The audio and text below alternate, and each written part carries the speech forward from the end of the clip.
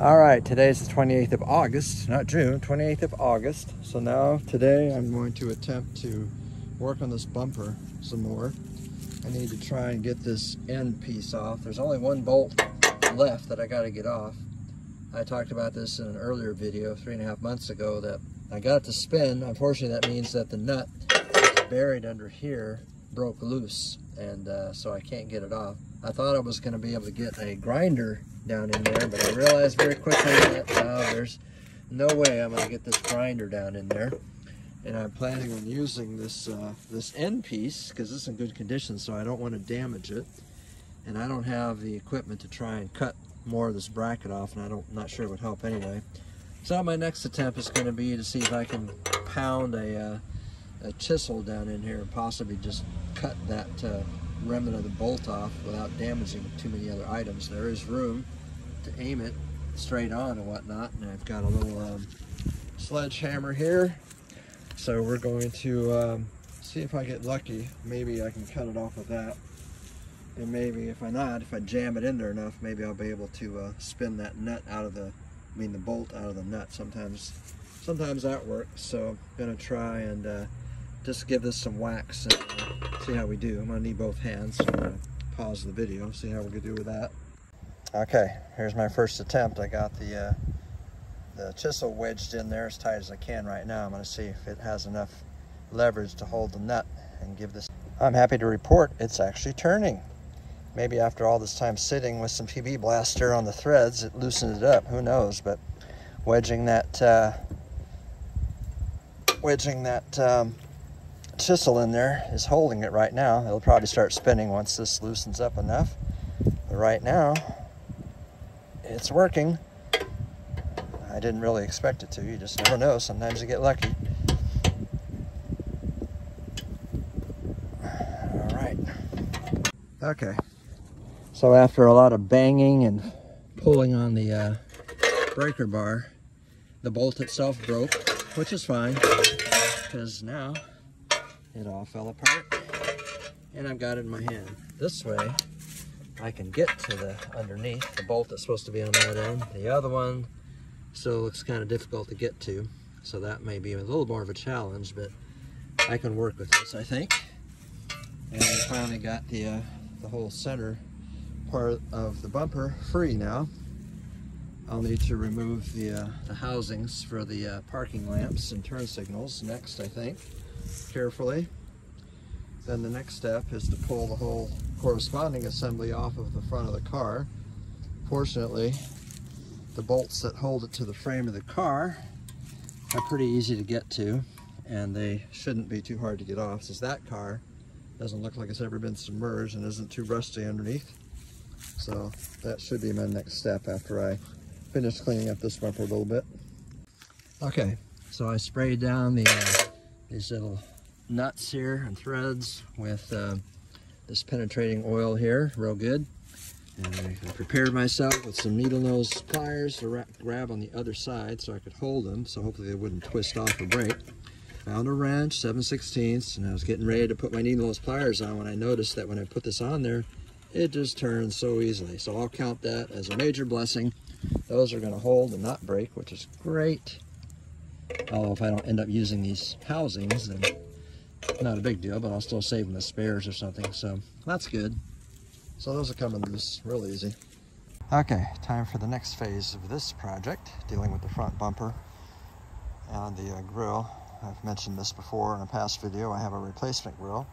It's going to replace this one because this one's broken right there and one other place. So that was reasonable, and then when I got in good condition. The nice thing about the bumpers on these cars is they're super easy to get off and on. They're held in place by 4 3/4-inch bolts on each side. And you can see where I'm pointing the light. There's 2 of them, and there's 2 more a little further back through those slots you get to them. So I just have to break those loose. I don't anticipate much difficulty because this car is very clean underneath, not a lot of rust. This side, somebody in the past managed to get the extension side off, which makes it even easier to reach the bolts on the right side. So that'll be really easy. And then theoretically, the whole thing will just slide out. The only thing I have to watch out for at that point is making sure I've got the wiring harness disconnected for the parking lights. I believe that's under the hood, so I'm going to get to that next, and we'll see how this goes. Okay, again, right now I'm following the wire that leads from the turn signal, which is the smaller one right here. The upper one is for the headlight assembly. The bottom one you see disappearing down in there, that's the one that goes through the bumper to the turn signal. I'm following it through the hole right there in the firewall, or sidewall, which comes out right there next to the voltage regulator. It's kind of hard to see from this angle, but it's basically this wire right here that I had my hand on. So I'm just going to pull that apart and see how easy that is, or hard. Okay, there it is. It's just a little simple plug. So I'm going to pull that through now. On this side, right here. Sorry if the photography's not too good right now. Okay, there it is. I see a little, looks like a little holder here. I'm going to have to possibly take this unless it fits through there like this. Oh, but you know it does. Okay, good. So that one is actually good. So now I'm just going to repeat that. Same process on the other side. Let's see here. Here's the wire coming through right there. This one, here's the plug right here, just pull on it, there it goes, came out pretty easy. Push it through the hole here on the wall. Okay, maybe, there it goes, okay. So now it's through over here and it's just dangling, which is what we want, so that one is ready to go. So now I'm going to work on the breaking those bolts loose. Like I said, there's 8 of them, 4 on each side, 3/4 inch. I'm using a 1/2 inch drive with a breaker bar to break them loose, and we'll see how that goes.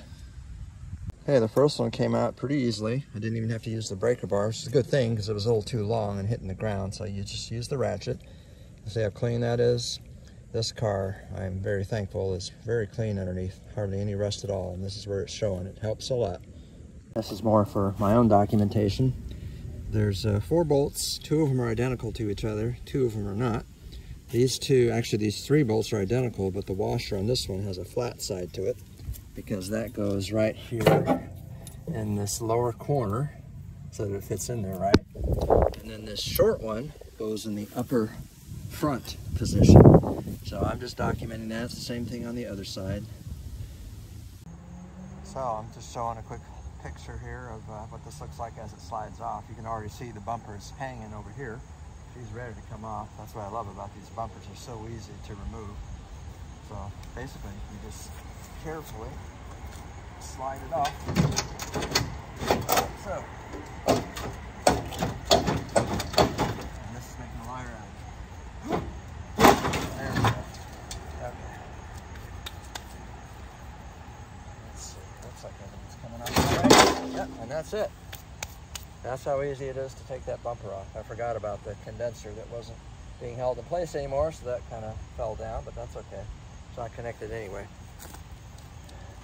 Okay, now that this old bumper, or previous bumper from the car, is sitting on the ground, you can see how nice these brackets are. I wish that the replacement bumper had come with them, like I mentioned several months ago, because I would have made this whole job so much easier. I could have already just slid the other one back on as easy as this one came off. But instead, I have to take this one apart, just like I did the other one. Got to take these bolts off. There's 4 on each side. I'm going to spray everything down real well with penetrating oil first, let it sit for a while before I try. I'm hopeful that these will all break loose fairly easily, because this car really, as you can see, was very clean. It doesn't really have any rust to speak of, especially for a car as old as it is. So that's my next step in this process, is to take those brackets loose and then start putting stuff on that bumper, the replacement one. Okay, good news. This one came apart relatively easy. I didn't really have any trouble, which is nice. The brackets are in great condition, as you can see. I just sprayed the nuts over here for the turn signals and parking lights, so I can take those off now. This one's also in very nice condition. I left the end piece attached because it's just as good as the one I pulled off the other car. Not to mention, none of the bolts broke, so I can reuse it, and I just left it attached on this brace, so that was one less thing to take apart. And this one, yeah, one hole's usable, one's not, so I might just try and sell this or keep it as a spare. This side, it didn't have one, it was missing from the car, so I'm forced to use the one that came with the bumper I bought. It's a little banged up, but certainly usable. Unfortunately, this is the one that I just took off that has 2 broken bolts. This is bent, but I can straighten that up. I think what I'm going to end up having to do with these broken bolts here is just push them through and then somehow figure out a way to put a nut on the other side and hold it in place strong, well enough. Or I might even be able to just bend the part back that holds those square nuts in place. I'm not sure yet, but I think that's going to be my best bet to make that secure so I can attach it to the replacement bumper. So, looking good so far. Okay, we're on the passenger side of the car. This is the one that was in my bumper that I just pulled off the car, the original. This is the one that came off my new bumper, or my replacement bumper. Fortunately, this housing is not broken like this one is. It just makes sense that this is broken because that was the side of the car that was damaged over here on the right side, or passenger side. Unfortunately, the people that sold me that bumper cut the wire instead of taking the time to unplug it like I did and feed it through. So I'm gonna have to do a little swapping of parts, like the lens is cracked on my replacement, so I can reuse my original, and hopefully it won't be too much trouble to swap out the wiring, the plug, the socket, and everything. I have the bumper off the front of the car. I was doing a little examining under here, and I noticed that on the right side, the brace is here for the fender, as it should be, while on this side, that brace is missing. I didn't realize that, so when I replace this fender, which I will eventually do, that's probably years down the road, but I'll have to get that brace too. But now I just noticed too, this is a great time to replace these little keepers for the bolts that go underneath into the radiator and whatnot. This is a great time to replace those clips that go there that the bolts screw into, because I can get to them real easy. Although I suspect I could probably get to them anyway from inside the car, but I'm going to see if I can get some now when they're super easy to reach. One of these is what I was talking about, one of these babies. Tell you what, these wasps, these paper wasps, are pretty imaginative. They've managed to squeeze through a tiny crack in the lens right there, and they built themselves a nest. Probably many years ago, but it's like, wow. As painful as it is to admit, I am not going to get this socket out of this assembly, the one with a nice plug still on it. It's just not possible. That is like welded on there, or I don't know, it's permanently attached as far as I can tell. There's just no way. So fortunately, the socket on the replacement one is in good condition, or relatively good condition. The reflective surface inside that other one is not great, but yeah, it'll do for now until some time in the future. Maybe that can be restored somehow. So unfortunately, I'm actually gonna have to splice this with this one. I hate to have to do that, but in this case, I don't really see a way around it. That's, with the limited resources that I have. So that's what I'm gonna end up doing. So far, everything is going smoothly. I got my repaired light fixture back in that part of the bumper, right side, with my splicing that I had to do. The other one's over here. I've also got the bracket over here. Got all the bolts started. I've lubricated everything real well with WD-40, and it's all adjustable too, right, left, up, and down. So I'm just kind of taking an initial guess at where they should fit, and then eventually when I slide the bumper back on the car, we'll see how close I got. It's not going to be perfect, I'm sure, so I'm not going to over tighten these bolts, just tighten them enough. But so far so good. So the most challenging part that's left now with this bumper is this extension, the right bumper extension, because both these bolts are broken. This one was spinning, the nut behind it is spinning. So what I'm going to do with this punch is just punch it all the way through, and that will get it out of there, and hopefully the piece that holds that square nut on the other side doesn't completely come off, because if it doesn't, I can get a square nut that I already have, put it back in there, and hopefully get it to stay in place. That'd be great. This one, before I try to punch that out, I'm going to put some vice grips on that and see if I can't twist that bolt out. I kind of doubt it's going to work because I don't think I can get enough leverage or get the vice grips tight enough to hold on that. But just in case it might work, I did spray it real good with some PB Blaster, and I'm letting it sit for a few minutes, because if I can get that to unscrew, that would be ideal. Then that would make that ready to go. And all I got to do here is just spray that down real good with some WD-40 or something to lubricate it, and that'll be ready to go. So we're getting toward the end here now with this bumper. I still need to put that grill up there too before I put the bumper back in place, but I'm going to finish with this piece here first, hopefully. Okay, I was successful at popping the broken ones out of the holes here. Cannibalized these two square nuts from the original bumper. So now you can see this part that's folded out right there. So I'm going to place this nut in there like so, and somehow fold that back to hold it in place, theoretically anyway. And this one I'm going to do the same thing. It's going to be a little trickier on this one because there's very little space to get anything in there like a finger, but I have to at least try.